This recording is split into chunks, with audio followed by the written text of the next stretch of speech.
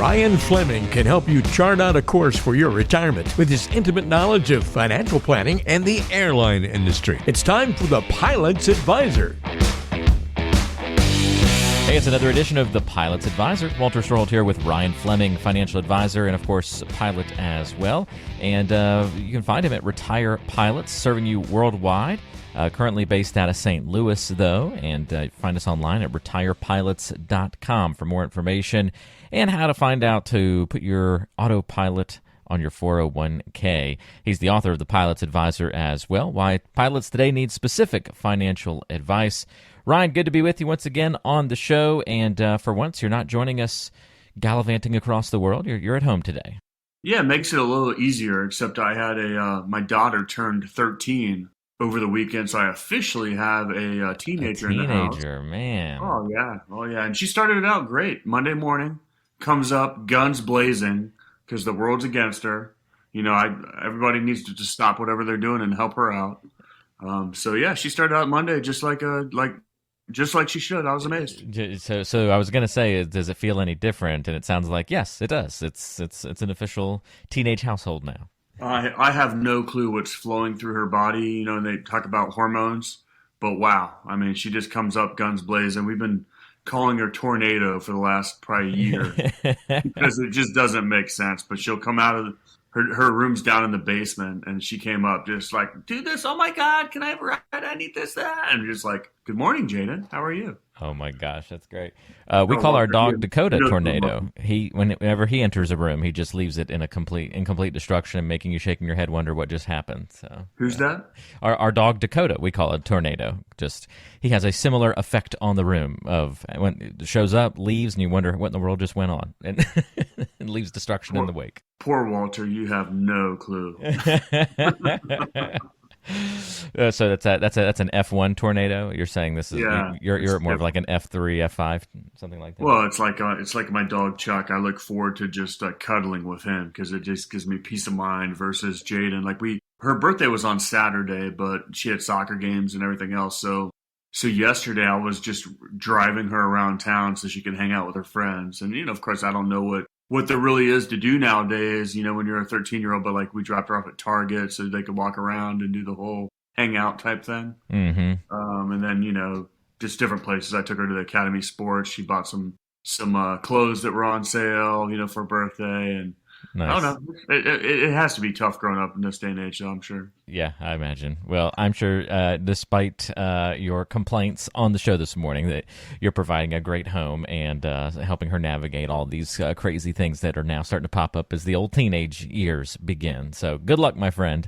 Just talk me off the edge, Walter. We'll talk about something different then as we get into a little bit of finance and conversation today. Hey, I'm curious. We're going to be talking about kind of some a mix of things today, a little bit of dieting and financial planning, kind of mixed between the two.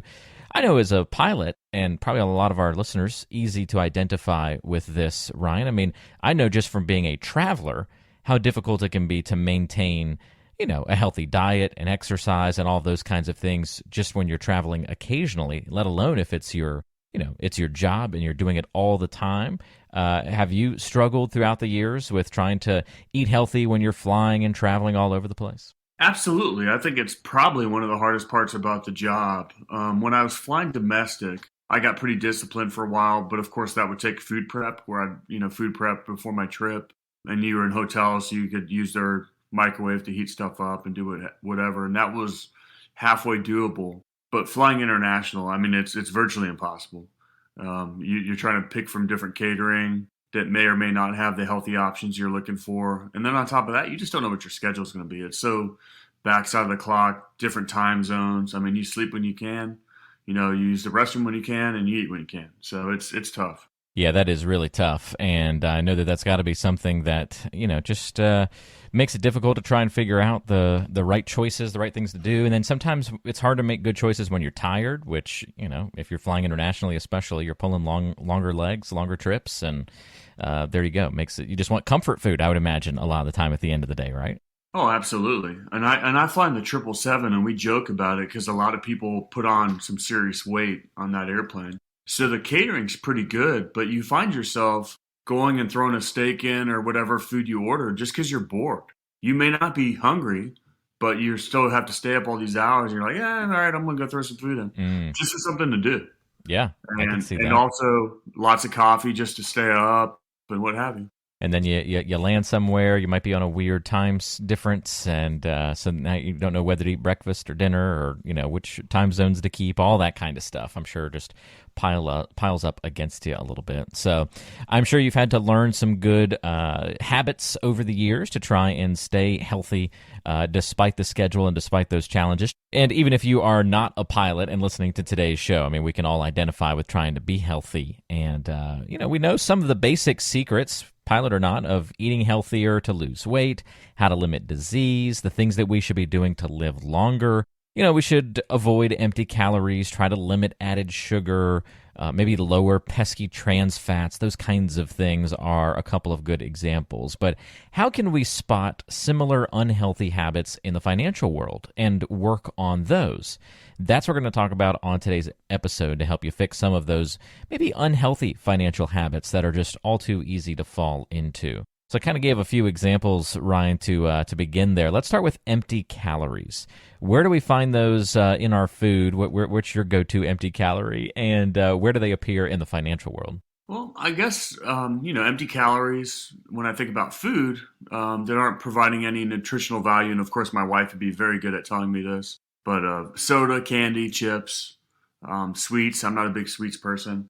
They all have calories, but they don't really provide any nutritional value. And in this financial world, things I would think about is, I understand it's tough to understand what really matters, or not understanding the rules to the game when it comes to investing. But I do see this with a lot of other advisors, or I have seen, where I can print you out a 40-page report with a bunch of colors and it looks really nice, but it doesn't help you at all. So coming up with a financial plan is very, very important. But if you don't actually do it and do the hard work, it's kind of like you're not going to get in shape if you don't go to the gym. And there's no cheating per se. There's no special pill that you can take. There's no magical workout that you can do that's going to change everything. And, investing, you just have to follow the rules, and you have to take the emotion out of it, and you have to be disciplined. I look at people that have a financial planning software, or they put together some miraculous what have you for some client that's all, pictures and colors.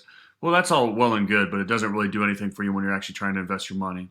All those pages are just empty financial calories. And I find that adding more stuff to your file cabinet without actually providing value. And I've had some clients that want to see more fluff. It's like, okay, I can give you fluff if that's what you want. And you can print it off, but it doesn't make any difference on your actual portfolio. That's a great point. Yeah, it was Oreos for me, Ryan. That was my biggest source of empty calories back in the day, but I don't think Oreos are empty calories. I think those are a necessity. It's a debatable topic, perhaps. Yes, absolutely. And so that's at least how I felt back in the day before a little bit more svelte Walter walked onto the scene. And I have svelte Walter. I like that. I have no. I'm not a big sweets guy, and I don't sit here and go, God, I wish I had some Oreos right now. But if you put it in front of me, it's gone. They're gone. I'm going to eat it. Absolutely. There they are, and they're gone. Yep. Have you ever had the mint Oreos? Those are pretty. Oh, those are so good. Pretty incredible. Oh, man, yeah, so good. All right, let's move off of that. Speaking of Oreos, that takes us to item number 2: fixing unhealthy financial habits. The added sugar of the financial world. I mean, that one's not a hard one to figure out in the whole, dieting world. Added sugar, okay, equals bad. What's the financial parallel here? I'm not really sure. I mean, I'm sitting here sipping on black coffee this morning, and of course, when I think about extra sugar, one of the things I've tried to cut out, which is an easy thing to cut out, is not putting sugar or some sort of sweetener in your coffee. That's a big thing, especially as a cargo pilot. We drink a lot of coffee, and that's an easy thing to cut out sugar-wise. But in the financial world, I would say added sugar probably comes in the form of hidden fees. You might believe that your own product has low fees or no fees at all, but when you really take a closer look, I think a lot of, and when I analyze what a client's doing or their portfolio, I don't think they really have a clue how much sugar they're taking in, or how much the internal fees are really affecting their bottom line. And I'm not fees are not the most important thing. If you pay an extra 1% and you're getting, 10% return above and beyond what your current, plan is, well, then you should ask for that all day long. But you absolutely need to be fee conscious, no different than your diet. You need to understand your financial plan and make sure that you're paying a fee that's commensurate with what you're getting out of it. You get what you pay for, but you definitely need to watch your intake and how much sugar you're taking in, aka fees.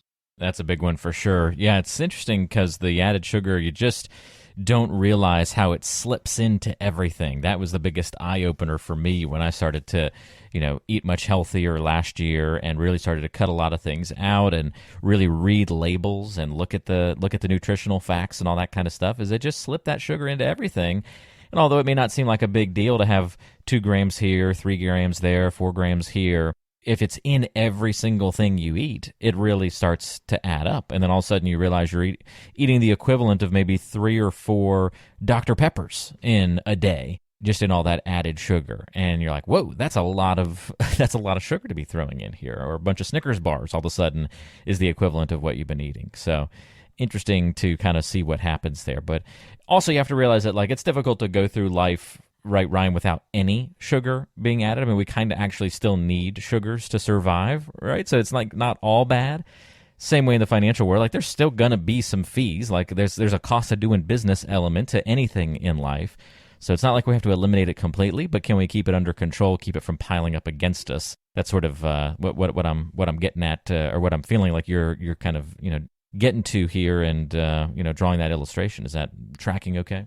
No, absolutely. And my favorite book in the whole world, and if you have not read it, I highly recommend it. It's called The Compound Effect, and it's by Dan Hardy.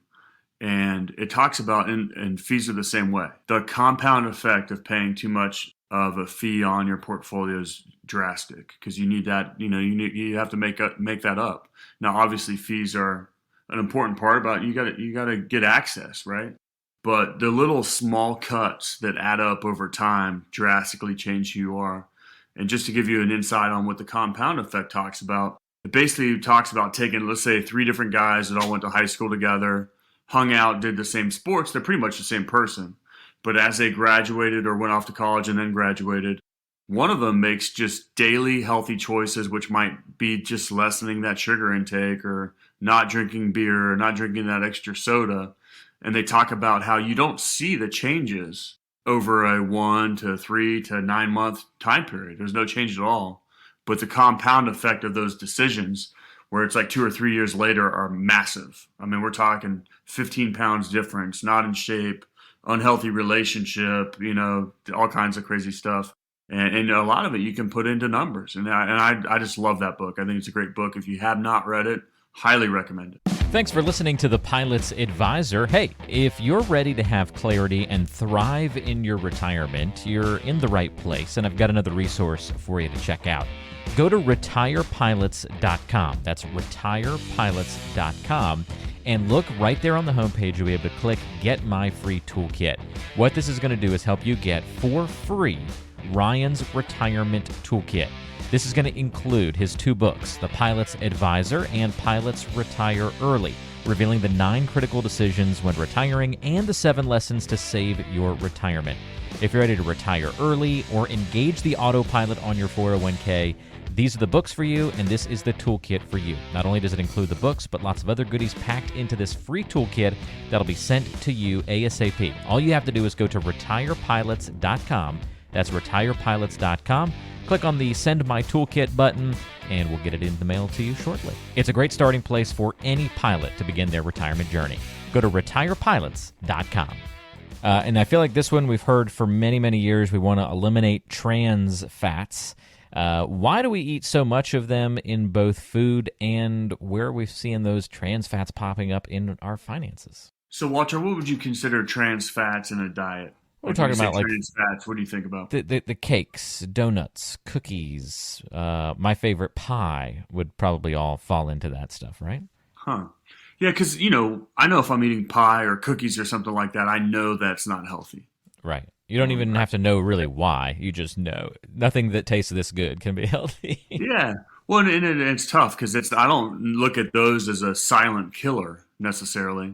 But when you look at investing in retirement, there's so many silent killers. I mean, the stuff we talk about normally in a financial plan would be taxes, inflation. And inflation is something that people haven't worried about for so many years because it was 3% or under, maybe 2 point something percent. So it hasn't been a major factor, something that as a financial advisor, I've always taken into account in a retirement plan. But now we're in a whole different ballgame when it comes to inflation.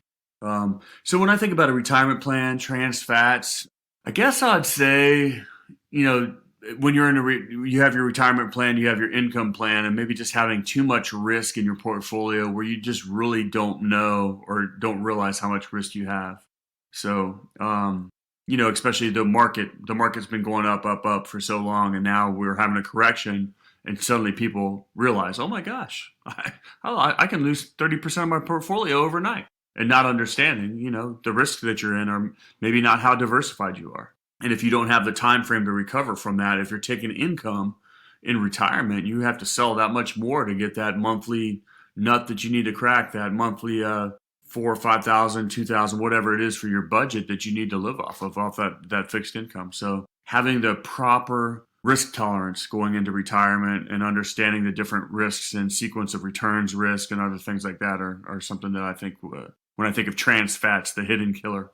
Yeah, it's also that stuff that you just can't stop eating, right? Like sometimes you get a little bit addicted to those kinds of things. If, like you said with the Oreos, or if there's a big plate of cookies out and you just can't stop at one, you can't help yourself because things just taste so good. And I can see a lot of people being like that from the way the stock market's been the last several years, where it's just kind of felt up and up and up, like it was never going to go back down, never going to have another bad day. And even though we knew logically that this is going to come back to bite me if I keep acting like that, sometimes it's still hard to stop and stop acting that way. So kind of similar in a couple of different realms, those trans fats, those things that are just too good and it's hard to stop them. That's where you kind of need that health coach to come in and, slap you on the hand a little bit and say, stop it, stop eating that. Same thing maybe in the financial world, right? To have your financial coach or advisor, if you will, helping keep you on the right track. Well, exactly. And I'm actually really good at this. I call it tough love. I mean, most of my clients I'm pretty close with, and I just got to say, like, dude, what are you doing? Like, you can't do that. You got to stay disciplined. Or let's set up a plan where you pay yourself first and it's automated and you can take the emotion totally out of it. And I think that's what you have to do even with a diet. I mean, they're so hard to stick to. So you need a coach or somebody there that's going to help you through the process. And behavior can drastically change your life output. I have, couples that are both airline pilots or couples that were both pilots in the Air Force. And it amazes me, the exact same job, and I'm not going to say the same pay once you go to the airlines, but, pretty much the same job, same pay, same situation. And they could be in totally different realms on the earth of how they've saved for retirement, how they live month to month, how much money they put away. And it's all the little tiny choices. And the little tiny choices, being disciplined, paying yourself first, can put you in a totally different situation. And of course, I get to see that. I get to see people's finances and different disciplines per se. And it has an absolutely drastic effect on your future. Well, that's why you step in to help folks out, Ryan, and keep them on the right track. And if you've got questions about what that conversation, what that relationship should look like with an advisor, call or text Ryan at 843-475-3038. That's 843-475-3038. You can also go to retirepilots.com. That's retirepilots.com. Not only can you get in touch through the website, but that's also where you can find the Retirement Toolkit, a great resource for those of you who might be dipping your toe in the water, planning for retirement for the first time in a serious nature. That toolkit's going to be packed with goodies and helpful information to get you on the right track and really give you a place to get started with some background education and kind of next steps from here. That's at retirepilots.com, and we'll link to that and put the contact info for Ryan in the description of today's show. So there you have it, those trans fats, those added sugars, and those empty calories of the financial world. Let's avoid them, let's problem solve them, and get to a healthier, from a financial perspective, place in life. Right, Ryan? I would agree with that, and I recommend you hire a chef. And when I say a chef, we're talking about your diet, but what I mean is in your financial world, you need to hire a coach, you need to hire an advisor. Us at the Pilot's Advisor, we can help you out and show you what you don't know, because you don't know what you don't know. It's a great point. hire Chef Ryan. We'll call him Chef Ryan here on the show, Financial Chef Ryan. Again, get in touch, call or text 843-475-3038 or retirepilots.com. Until next time, thanks for joining us, and we'll talk to you next time on The Pilot's Advisor. Information is for illustrative purposes only and does not constitute tax, investment, or legal advice. Always consult with a qualified investment, legal, or tax professional before taking any action.